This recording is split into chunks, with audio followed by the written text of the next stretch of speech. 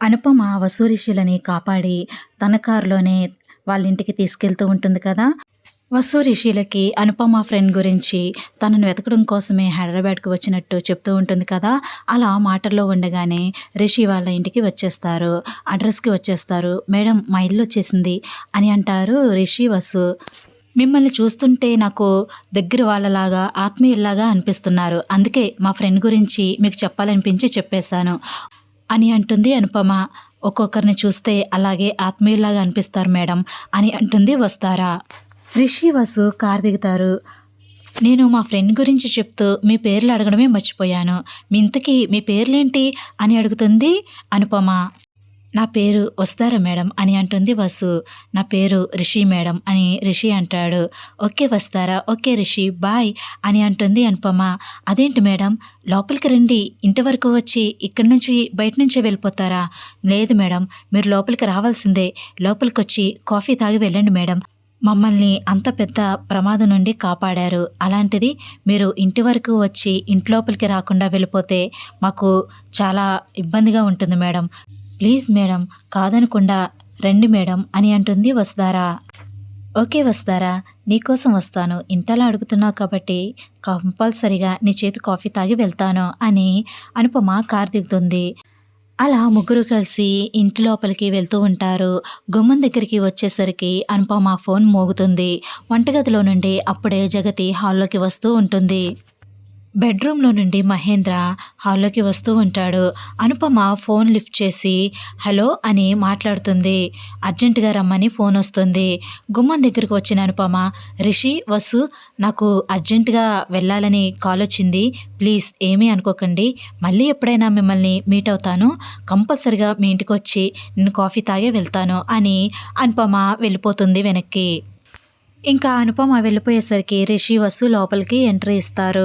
జగతి రిషి, వసులను చూసి చాలా సంతోషిస్తూ దగ్గరికి వెళ్ళి, "నాన్న రిషి, ఎలా ఉన్నారు?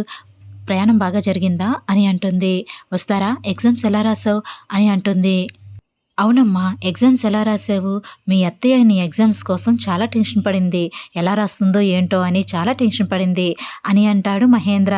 వసు నవ్వుతూ, "నేను చాలా బాగా రాశాను అత్తయ్య" అని చెప్తుంది. మహేంద్ర గుమ్మం బయటకు చూస్తాడు. అప్పుడే అనుపమ కార్ స్టార్ట్ చేస్తూ ఉంటుంది. అనుపమ మహేంద్రకి సరిగ్గా కనిపించదు. "నాన్న రిషి, ఆ కారెవరిది? క్యాబ్‌లో వచ్చారా? నీ కారేమైంది?" అని అడుగుతాడు మహేంద్ర రిషిని. "డాడ్, మా మీద ఎవరో అటాక్ చేయాలని ప్లాన్ చేశారు. కార్ టైర్ పంక్చర్ అయ్యింది. సమయానికి ఒక మేడం వచ్చి మాకు లిఫ్ట్ ఇచ్చారు. ఆ మేడమే ఇప్పుడు వెళ్ళిపోతున్నారు" అని అంటాడు రిషి. "అదేంటి నాన్న, లోపలికి పిలువు, థాంక్స్ చెప్దాం" అని అంటాడు మహేంద్ర. "నేను పిలిచాను డాడ్. మేడం ఇక్కడి వరకు వచ్చారు. కానీ అర్జెంటుగా కాలొచ్చి మేడం వెనక్కి వెళ్ళిపోయారు. మళ్ళీ ఎప్పుడైనా వస్తా అన్నారు" అని అంటాడు రిషి. జగతి కంగారు పడుతూ రిషి దగ్గరికి వచ్చి రిషిని పట్టుకుని, "నాన్న రిషి, అటాక్ ప్లాన్ చేశారా? నీకేం కాలేదు కదా? వసు, నీకేం కాలేదు కదా?"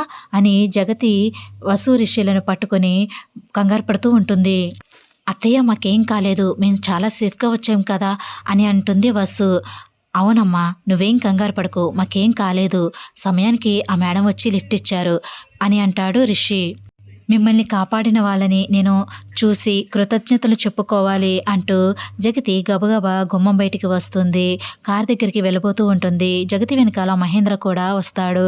అంతలో జగతి వస్తూ ఉంటుంది. కారు వెళ్ళిపోతూ ఉంటుంది. "హలో, ఎక్స్‌క్యూజ్ మీ, ఆగండి, ఆగండి" అని జగతి, మహేంద్ర కారు దగ్గరికి వెళ్తూ ఉంటారు. కానీ అవేమీ లోపలున్న అనుపమకి వినిపించవు. అనుపమ అక్కడి నుండి వెళ్ళిపోతుంది. కారు వెళ్ళిపోయేసరికి జగతి, మహేంద్ర ఇంకా నిస్సహాయంగా వెనక్కి వచ్చేస్తారు. ఇంట్లోపలికి వచ్చి, "అయ్యో, చూడవలసిందే, థాంక్స్ చెప్పవలసిందే" అని చాలా బాధపడుతూ ఉంటారు జగతి, మహేంద్ర. "అమ్మా, డాడ్, మీరేం బాధపడకండి. ఆ మేడంకి మన ఇంటి అడ్రస్ తెలిసింది కదా! ఖచ్చితంగా ఏదో ఒక రోజు వస్తారు" అని అంటాడు రిషి. "అవునత్తయ్య, అవును మావయ్య, మేడం వచ్చి నా చేతి కాఫీ తాగుతానన్నారు. కంపల్సరీగా వస్తారు. మీరేం బాధపడకండి" అని అంటుంది వస్తారా. "మిమ్మల్ని అంత పెద్ద ప్రమాదం నుంచి కాపాడారు కదమ్మా! అందుకే మాకు థాంక్స్ చెప్తే కొంచెం తృప్తిగా ఉంటుంది" అని అంటారు జగతి, మహేంద్ర. "నిజమే మావయ్య, నిజమే అత్తయ్య. ఏదో ఒకరోజు మేడంని మనం కలుస్తాము అనిపిస్తుంది" అని అంటుంది వస్తారా. అలా అనుపమ రిషి, వసులను మీట్ అవుతుంది. అనుపమకి అర్జెంటుగా మీట్ అవ్వాలని కాలొస్తుంది కదా! వెళ్ళి వాళ్ళని మీట్ అవుతుంది. వాళ్ళకి ఇదివరకు హైదరాబాద్ వచ్చినప్పుడు వాళ్ళకి తెలిసిన వాళ్ళని వాళ్ళ ఫ్రెండ్ అడ్రస్ కనుక్కోమని బాధ్యతల్ని అప్పచెప్తుంది. వాళ్ళు సడెన్‌గా ఫోన్ చేసేసరికి వాళ్ళ ఫ్రెండ్ అడ్రస్ తెలిసిందేమో అని హడావిడిగా వచ్చేస్తుంది చాలా ఆత్రుతగా. అనుపమ వాళ్ళ దగ్గరికి వచ్చి, "దొరికిందా? అడ్రస్ దొరికిందా? తనెక్కడ ఉంటుందో తెలిసిందా?" అని అడుగుతూ ఉంటుంది. "సారీ అండి. మీరు ఫోటో చూపించిన దగ్గర నుంచి మేము తనని వెతుకుతూనే ఉన్నాము. తన అడ్రస్ దొరికింది" అనగానే, "అవునా? ఎక్కడుంది? అడ్రస్ ఏంటి? చెప్పండి. వెంటనే వెళ్లి నేను మీట్ అవ్వాలి" అని చాలా కంగారుగా, చాలా ఆతృతగా అడుగుతూ ఉంటుంది అనుపమ. "Sorry madam. కానీ ఇప్పుడు వాళ్ళు అక్కడ ఉండట్లేదంట" అని అనేసరికి అనుపమ డీలా పడిపోతుంది. "వాట్? ఏంటి? అక్కడ ఉండట్లేదా?" అని అంటుంది బాధగా. అవునండి. అడ్రస్ దొరికిందని మేము కూడా చాలా హ్యాపీగా ఫీల్ అయ్యాము. మీరు మా మీద పెట్టిన బాధ్యతని నెరవేరుస్తున్నందుకు మాకు కూడా చాలా సంతోషం కలిగింది. కానీ మేము అక్కడికి వెళ్ళాక కనుక్కుంటే అప్పుడే తెలిసింది నిజం. ఏవో ఫ్యామిలీ ప్రాబ్లమ్స్ వల్ల కలిసుండే అన్నదమ్ముల కుటుంబాలు విడిపోయినాయంట. తమ్ముడు కుటుంబం ఒక చోట, అన్న కుటుంబం ఒక చోట అలా విడివిడిగా ఉంటున్నారంట. కానీ ఇప్పుడు మీరు చెప్పిన వాళ్ళు ఎక్కడుంటున్నారో, వాళ్ళు ప్రెజెంట్ ఎక్కడుంటున్నారో వాళ్ళ అడ్రస్ మాకు తెలియలేదు అని అంటారు వాళ్ళు.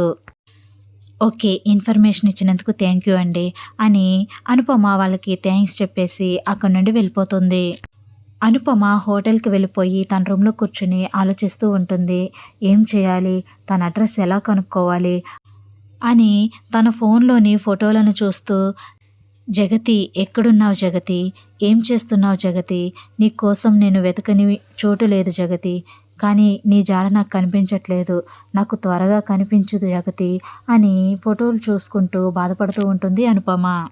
"నిన్నెలా కలవాలో నాకు అర్థం కావట్లేదు జగతి. ఆ దేవుడు మనల్ని ఎప్పుడు కలుపుతాడో నాకు తెలియట్లేదు జగతి. కానీ నిన్ను నేను త్వరగా కలవాలి. నీతో త్వరగా మాట్లాడాలి. నీతో చాలా కబుర్లు చెప్పాలి. మర్చిపోవాలనుకున్నా మర్చిపోయేది కాదు జగతి మన స్నేహం. నాకు తెలుసు నువ్వు కూడా నా గురించి ఆలోచిస్తావు. నా గురించి వెతుకుతావు అని. కానీ ఆ దేవుడు మనిద్దరిని త్వరగా కలపాలని నేను కోరుకుంటున్నాను జగతి" అని జగతి ఫోటోను చూసుకుంటూ అనుపమ బాధపడుతూ ఉంటుంది. ఒక పక్కన మహేంద్ర, జగతి బెడ్రూమ్‌లో కూర్చొని ఉంటారు. ఏంటి మహేంద్ర, అనుపమ గురించి మనం ఎంత వెతుకుతున్నా తను ఎక్కడుందో, ఎలా ఉందో మనకేం తెలియట్లేదు. ఏం చేయాలి అని అంటుంది జగతి మహేంద్రతో. అసలు తను మనకి చెప్పకుండా ఎందుకు దూరంగా వెళ్ళిపోయింది? అసలు నాకేం అర్థం కావట్లేదు. అప్పటినుంచి నేను ఆలోచిస్తూనే ఉన్నాను. తను ఎందుకు మనకు చెప్పకుండా దూరమైపోయింది అని అంటాడు మహేంద్ర. ఆ విషయం నాకు కూడా తెలీదు కదా మహేంద్ర. తన మనసులో ఏముందో, ఏమైనా చెప్పాలనుకుందా? చెప్పకూడదనుకుందా? ఎందుకు అలా చేసింది అనుపమ? అసలు ఎందుకు చెప్పకుండా దూరమైపోయింది? అని జగతి, మహేంద్ర అనుపమని గుర్తు చేసుకుంటూ బాధపడుతూ ఉంటారు. దేవుడా! అనుపమ ఎక్కడున్నా తను చాలా సంతోషంగా ఉండాలి. త్వరలోనే మేమిద్దరం కలవాలి అని జగతి ఆ భగవంతుడిని వేడుకుంటుంది. తర్వాత ఒక పక్క రిషి, వసు రూమ్‌లో కూర్చొని ఉంటారు. వసు సంతోషంగా, "సార్ నాకెంత సంతోషంగా ఉందో తెలుసా? ఎగ్జామ్స్ అయిపోతే అసలు భారమంతా దిగిపోయినట్టు అనిపించింది సార్. చాలా హ్యాపీగా ఉంది" అని చాలా సంతోషంగా చెప్తూ ఉంటుంది రిషికి. రిషి వసు మాటలకి నవ్వుతూ, "హలో మేడం, అయ్యింది ఫస్ట్ ఇయర్ ఎగ్జామ్స్ మాత్రమే. సెకండ్ ఇయర్ చదవవా? అప్పుడే అయిపోలేదు కదా! ఇంకా 4 ఇయర్స్ చదవాలి. 4 ఇయర్స్ ఎగ్జామ్స్ రాయాలి నువ్వు" అని అంటాడు రిషి నవ్వుతూ. సార్ అవన్నీ తర్వాత సార్. కానీ ఇప్పుడైతే భారమంతా దిగిపోయినట్టు చాలా ఫ్రీగా అనిపిస్తుంది సార్. ఎగ్జామ్స్ అయిపోతే ఆ టెన్షన్ అంతా పోయి చాలా మైండ్ రిలాక్స్డ్‌గా చాలా హ్యాపీగా ఉంటుంది సార్ అని అంటుంది వసు. సార్ ఈ హ్యాపీ మూమెంట్‌లో కాఫీ షేర్ చేసుకొని తాగుదామా అని అంటుంది వసు. ఇంకెందుకు ఆలస్యం అనిపించినప్పుడు చేసేయాలి అని అంటాడు రిషి నవ్వుతూ. వసు హ్యాపీగా వంటగదిలోకి వెళ్ళి కాఫీ ప్రిపేర్ చేసుకుని తీసుకువస్తుంది. అలా సరదాగా కాఫీ తాగుతూ కబుర్లు చెప్పుకుంటూ ఎంజాయ్ చేస్తూ ఉంటారు రిషి, వసు.